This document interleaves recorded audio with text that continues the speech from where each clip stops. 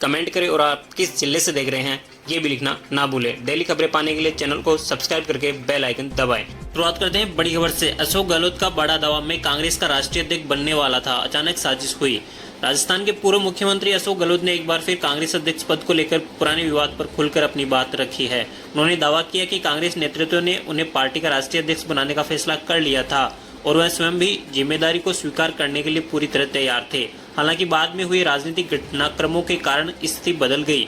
गहलोत का कहना है कि पूरे प्रकरण को लेकर आज भी लोगों के बीच कई गलतफहमियां बनी हुई है। भाजपा नेताओं की ओर से बार बार उठाए जा रहे मानेसर प्रकरण और 25 सितंबर 2022 की घटनाओं पर प्रतिक्रिया देते हुए गहलोत ने कहा कि उस समय जो कुछ हुआ उसे हाईकमान के खिलाफ विद्रोह बताना पूरी तरह गलत है। उन्होंने कहा कि राजस्थान कांग्रेस का इतिहास हमेशा पार्टी के नेतृत्व की निष्ठा का रहा है और प्रदेश के नेताओं ने हर दौर में केंद्रीय नेतृत्व के फैसलों का सम्मान किया है। हमारा यह मामला आपस में निपट लेंगे।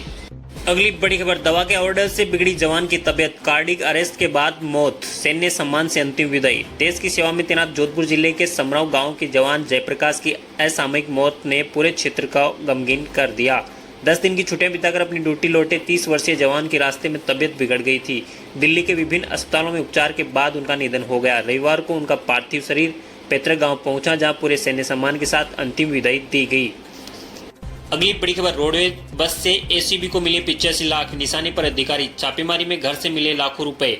भ्रष्टाचार निरोधक ब्यूरो ने बेनामी संपत्ति और संदिग्ध नकदी लेन देन के मामले में कार्रवाई करते हुए राजस्थान बीज निगम के जुगल किशोर बिश्नोई से जुड़े एक मामले में 1.30 करोड़ रुपए की नकदी बरामद की है।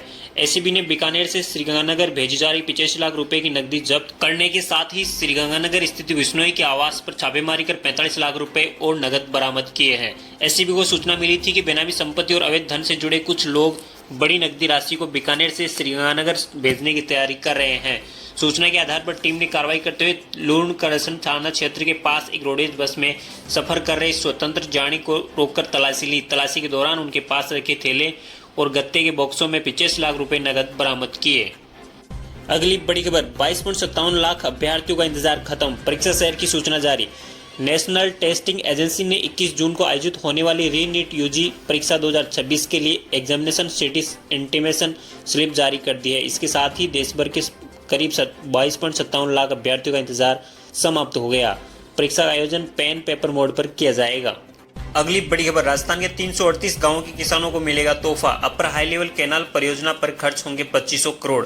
राज्य सरकार की ओर से अपर हाई लेवल कैनाल परियोजना को सर्वोच्च प्राथमिकता देते हुए युद्ध स्तर पर कार्य किए जा रहे हैं। वागड़ अंचल के किसानों के लिए नई उम्मीद बनकर उभर रही यह परियोजना जनजाति बहुल क्षेत्र में कृषि व्यवस्था और ग्रामीण अर्थव्यवस्था को नई दिशा देगी। लगभग 2500 करोड़ रुपए लागत की इस परियोजना से बांसवाड़ा जिले के 3 विधानसभा क्षेत्रों बांसवाड़ा, बागीदोरा और कुशलगढ़ की 6 तहसीलों बांसवाड़ा, बागीदोरा, कुशलगढ़, सज्जनगढ़, आनंदपुरी और गंगड़ तलाई के 338 गांवों की लगभग 42,000 हेक्टेयर कृषि भूमि को लिफ्ट सिंचाई प्रणाली से जल उपलब्ध कराया जाएगा।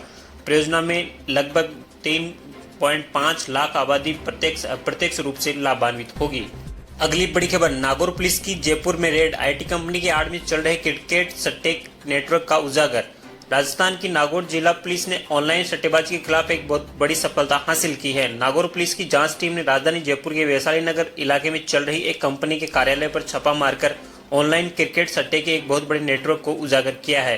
यह नेटवर्क साधारण तरीके से नहीं बल्कि एक पेशेवर सूचना प्रौद्योगिकी कंपनी के आड़ में बेहद संगठित रूप से संचालित किया जा रहा था। जांच अधिकारियों के मुताबिक इस नेटवर्क का जाल केवल नागौर या जयपुर तक सीमित नहीं बल्कि पूरे राजस्थान के अलग अलग जिलों में इसके सटोरिये की पूरी चेन सक्रिय थी। नागौर पुलिस ने इस मामले में तकनीकी उपकरणों को जब्त करने के साथ साथ आईटी एक्सपर्ट्स को भी अपने रडार पर लिया है। पुलिस इस सिंडिकेट के वित्तीय लेन देन और इसमें शामिल अन्य बड़े सटोरियों की कुंडली खंगालने में जुटी है।